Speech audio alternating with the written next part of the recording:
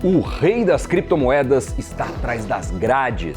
Sam Bankman-Fried, o bilionário descabelado visto como gênio e visionário do mercado cripto, está preso nas Bahamas e deve ser deportado para os Estados Unidos. Ele teria violado disposições antifraude da Lei Americana de Valores Mobiliários. Mas quais serão exatamente as acusações contra ele, já que a gente está falando de ativos não regulados, descentralizados? E mais importante, o que se sabe até agora? Qual foi a repercussão da notícia? O que disseram sobre a prisão? E como as cotações das criptomoedas reagiram? Vamos falar de tudo isso e mais logo depois da vinheta. Crypto News tá no ar. Salve pessoal, mais um Crypto News chegando e quem diria que o tal do SBF, até outro dia um multibilionário visto como visionário, nome forte do mercado cripto, circulando com desenvoltura em Washington e um dos maiores doadores para os democratas, estaria vendo o sol nascer quadrado. Nem a fiança de $250 mil oferecida pelos advogados foi aceita pela juíza nas Bahamas. E foram várias as tentativas da defesa, citando até que o ex-CEO da FTX toma medicamentos antidepressivos regularmente e que faz uma dieta vegana super restrita. Enfim, nada disso funcionou. Os promotores do caso foram categóricos ao dizer que ele precisa ser mantido sob custódia até ser extraditado para os Estados Unidos. O receio é de fuga, já que SBF teria fortes laços no Oriente Médio, Hong Kong e China, onde inicialmente montou a Alameda Research. Diante disso, Sam Bankman-Fried diz que vai lutar com todas as suas forças contra uma deportação para os Estados Unidos. Mas para quem quer saber exatamente sobre o que ele está sendo acusado, uma vez que é nebuloso entender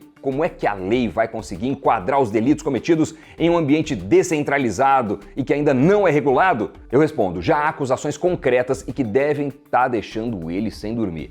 Segundo a CoinDesk, SBF deve ficar até 8 de fevereiro em uma prisão em Fox Hill, nas Bahamas. O lugar é conhecido por oferecer condições péssimas, insalubres aos detentos, celas lotadas e algumas vezes até falta de água potável. Bom, um procurador dos Estados Unidos acusou o SBF de fraude eletrônica, conspiração para cometer lavagem de dinheiro, violação de campanha, entre outros crimes. E foi numa coletiva de imprensa que a promotoria disse que desde o colapso da FTX, o FBI, a SEC e a CFTC se debruçaram no caso para descobrir o que aconteceu e iniciar todo o processo na justiça.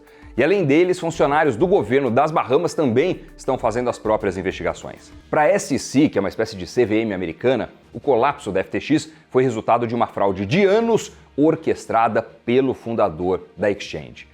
A denúncia alega que SBF ocultou dos investidores várias coisas, incluindo o desvio de dinheiro dos clientes da FTX para a Alameda, um fundo cripto de hedge com capital fechado. O tratamento especial não divulgado concedido à Alameda na plataforma FTX. O fato de fornecer à Alameda uma linha de crédito virtual ilimitada, financiada pelos clientes da plataforma. Isentar a Alameda de medidas importantes para mitigar riscos. Exposição da FTX a ativos supervalorizados e ilíquidos, como tokens atrelados à própria FTX, além do uso de fundos de clientes misturados na Alameda para fazer investimentos de riscos não revelados. E tem ainda as compras de imóveis luxuosos e grandes doações políticas também. Ou seja, o entendimento é de que o ex-bilionário deu muitas garantias, mas que praticamente todas eram falsas para quem confiava na sua plataforma cripto.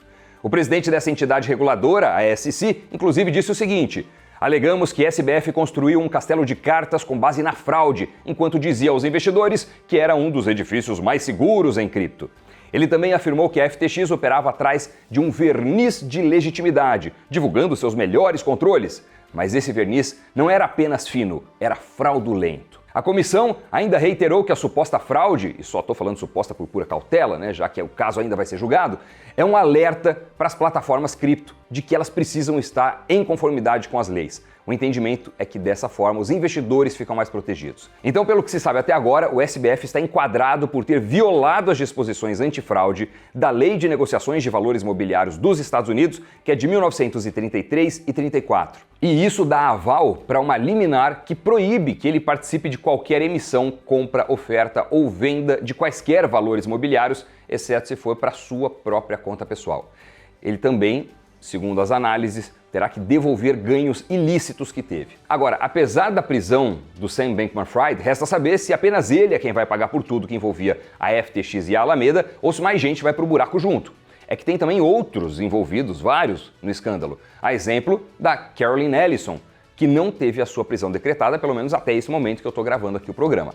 Ela já namorou o SBF e também outros envolvidos com a FTX, vivia nas Bahamas e foi recentemente vista em Nova York. Antes da prisão do SBF, ele tinha uma sessão marcada para falar no Congresso americano. O tsunami de problemas em que o SBF se enfiou atingiu também os familiares. Os pais dele, que são professores de direito em Stanford, uma das principais universidades americanas, acabaram colhendo o que o filho plantou. Joseph, o pai do SBF, e também a mãe não vão dar aulas nessa temporada.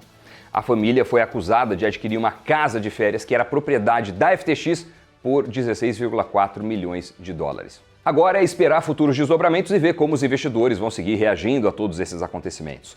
Muitos estão olhando com maior desconfiança para as exchanges e corretoras descentralizadas e passando a buscar refúgio, inclusive nas wallets, nas carteiras. A gente já fez, inclusive, um programa sobre isso, falando quais são as principais, citando hard wallets, cold wallets e tal. Dá uma olhada. Talvez tenha caído a ficha sobre aquele famoso ditado "Not your keys, not your coins", ou traduzindo, se você não tem as suas próprias chaves, as criptos também não são suas.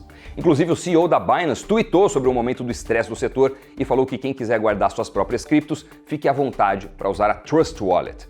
Ele ainda reforçou a necessidade de manter as chaves privadas e seguras e, caso contrário, abre aspas, estamos aqui, em referência a Binance. Mas com tudo isso, e também com a inflação americana que perdeu força nos últimos dados, o que a gente viu? Um sinal de respiro no mercado cripto, principalmente com Bitcoin e com Ethereum, que registraram altas. No auge do colapso da FTX, o Bitcoin chegou a bater ali perto dos 15 mil dólares. Agora chegou para casa dos 17 alto, 17.800, por aí. Será que é um sinal de que a prisão do SBF indica maior segurança para o investidor cripto? É o que a gente vai observar daqui para frente. E antes de seguir com o programa, muito obrigado a você que é inscrito ou inscrita no nosso canal Invest News. E se você ainda não é, eu te faço esse convite para clicar aí no botão vermelho de inscrição e ficar por dentro dos nossos conteúdos. Valeu mesmo, pessoal! Agora sim, vamos para os criptopitacos, que estão muito bons, hein? Pode rodar. Hoje os criptopitacos são todos sobre a prisão do descabelado Sam Bankman-Fried.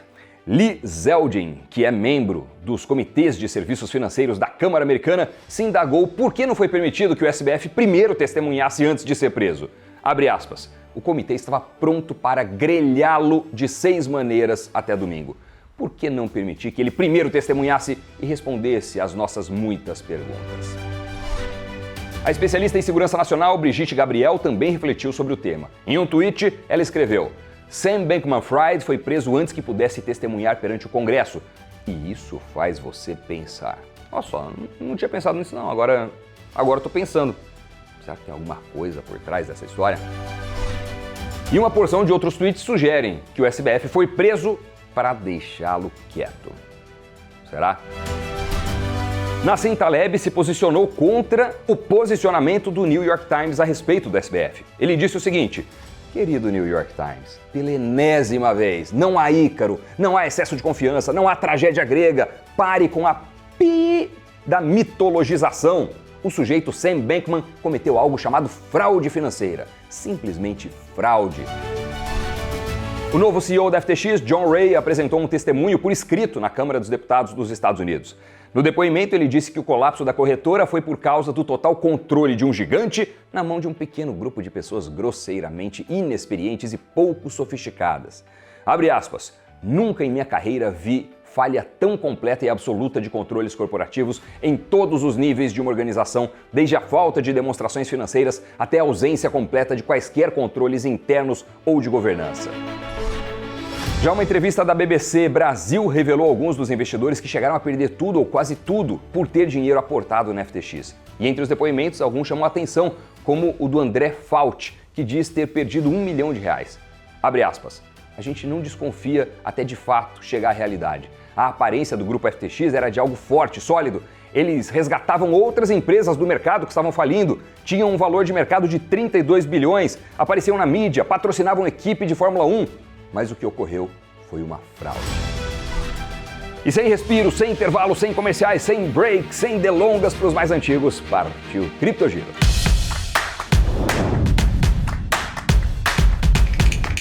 Aumenta de 3% para 13% o número de pessoas que já tiveram Bitcoin nos Estados Unidos. O dado é do JP Morgan, que levantou os números desde 2020 através da análise de transferências de contas correntes de mais de 5 milhões de clientes. O Canadá proíbe a alavancagem de criptomoedas e negociação de margem depois do colapso da FTX.